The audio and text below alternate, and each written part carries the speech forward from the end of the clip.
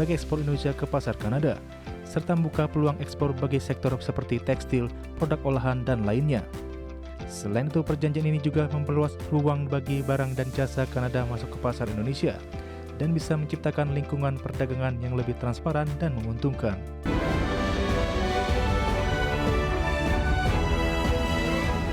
Kita ke informasi selanjutnya, pemirsa. Indonesia kembali memperkuat kerjasama hubungan bilateral dengan Kanada. Secara khusus, kerjasama bidang ekonomi dan pembangunan yang dibalut dalam penandatanganan Indonesia-Canada Comprehensive Economic Partnership Agreement atau ICA-CEPA.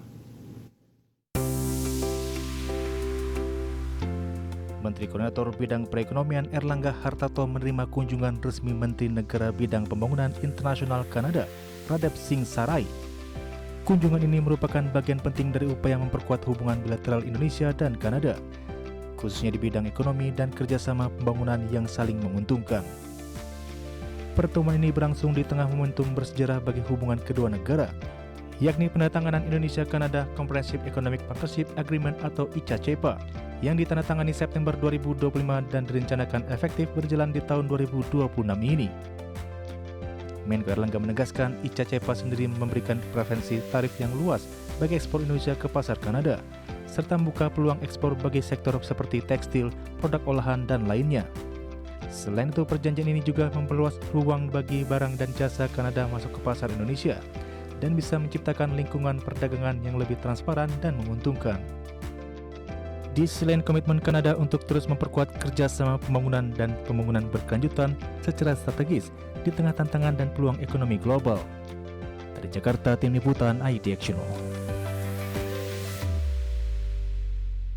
Pemirsa, pemerintah kembali akan menyiapkan sejumlah insentif jelang Lebaran tahun 2026. Kebijakan tersebut diharapkan mampu mendorong mobilitas dan daya beli masyarakat. Menurut Menko Bidang Perekonomian Erlangga Hartarto, paket kebijakan insentif tersebut mencakup diskon tarif transportasi, termasuk tiket pesawat, serta sejumlah insentif lainnya yang saat ini masih dalam tahap kajian.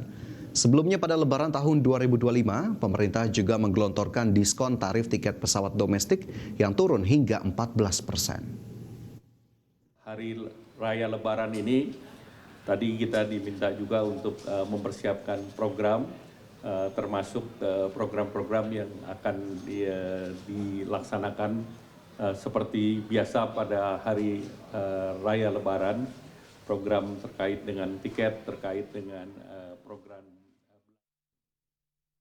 Kementerian Dalam Negeri mengingatkan pemerintah daerah untuk menyusun langkah antisipatif sejak dini dalam mengendalikan inflasi jelang Ramadan.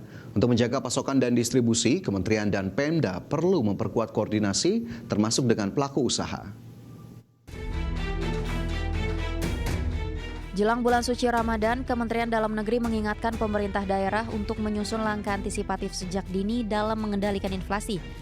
Sekretaris Jenderal Kemendagri Tom Sitohir mendorong tim pengendalian inflasi daerah di seluruh daerah untuk segera melakukan rapat internal, membuka data inflasi 3 tahun terakhir dan menyusun langkah konkret menghadapi Ramadan. Pasalnya, lonjakan harga pangan kerap terjadi pada periode tersebut dan hanya dapat dicegah melalui perencanaan berbasis data historis. Menurut Tomsi, untuk menjaga pasokan dan distribusi, kementerian dan lembaga teknis serta Pemda perlu memperkuat koordinasi termasuk dengan pelaku usaha.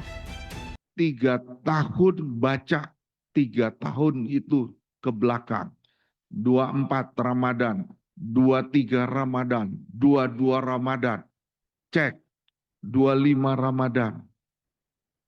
Di masing-masing kota kabupaten barang apa yang naik. Kalau sudah kerjanya di bulan Ramadan, nggak akan bisa kita menanggulanginya.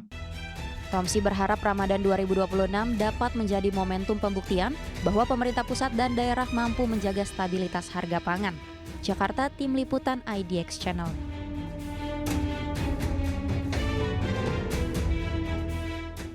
Kembali bersama kami, pemirsa. Komisi Pemberantasan Korupsi melakukan penggeledahan di kantor pusat Direktorat Jenderal Pajak Kementerian Keuangan di Jalan Gatot Subroto, Jakarta Selatan pada Selasa kemarin. Penggeledahan ini merupakan langkah lanjutan dari penyidikan kasus dugaan suap pemeriksaan pajak yang melibatkan pejabat di lingkungan KPP Madya, Jakarta Utara. Usai melakukan penggeledahan sekitar pukul 16.57, petugas KPK keluar melalui lobi media center dengan membawa sejumlah koper yang diduga berisi dokumen dan barang bukti elektronik. Langkah penggeledahan ini merupakan buntut dari operasi tangkap tangan yang dilakukan KPK pada Jumat 9 Januari lalu di KPP Madya, Jakarta Utara. KPK menduga terdapat praktik suap dalam proses pemeriksaan dan penilaian pajak terhadap wajib pajak tertentu. Fokus penggeledahan di kantor pusat Ditjen Pajak ini diduga kuat bertujuan untuk menelusuri jejak dokumen serta bukti-bukti tambahan yang memperkuat dugaan keterlibatan oknum pejabat lain maupun aliran dana dalam skandal pajak tersebut. Ya, juru bicara Komisi Pemberantasan Korupsi Budi Prasetyo membenarkan penggeledahan yang dilakukan penyidik KPK di kantor Direktorat Jenderal Pajak Kementerian Keuangan. Menurut Budi Prasetyo, penggeledahan ini terkait kasus dugaan suap pengurangan nilai pajak yang melibatkan Kepala Kantor Pelayanan Pajak Madya, Jakarta Utara.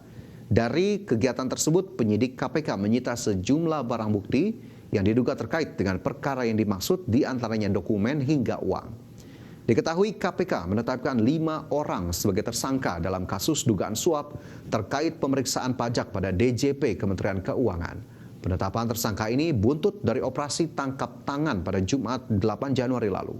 5 orang tersangka tersebut yakni Kepala KPP Madya Jakarta Utara Dwi Budi, Kepala Seksi Pengawas dan Konsultasi KPP Madya Jakarta Utara Agus Syaifuddin, Tim Penilai KPP Madya Jakarta Utara Askop Bahtiar, Konsultan Pajak Abdul Kadim Sahbudin, dan staf PT Wanatiara Persada Edi Yulianto. Dalam lanjutan penyidikan perkara dugaan suap pemeriksaan pajak, hari ini penyidik kembali melakukan penggeledahan di kantor pusat Direktorat Jenderal Pajak, tepatnya di Direktorat Peraturan Perpajakan dan juga di Direktorat Ekstensifikasi dan Penilaian. Dalam kegiatan penggeledahan hari ini, tim mengamankan dan menyita sejumlah dokumen dan barang bukti elektronik, di mana dokumen dan barang bukti elektronik tersebut diduga terkait dengan konstruksi perkara ini.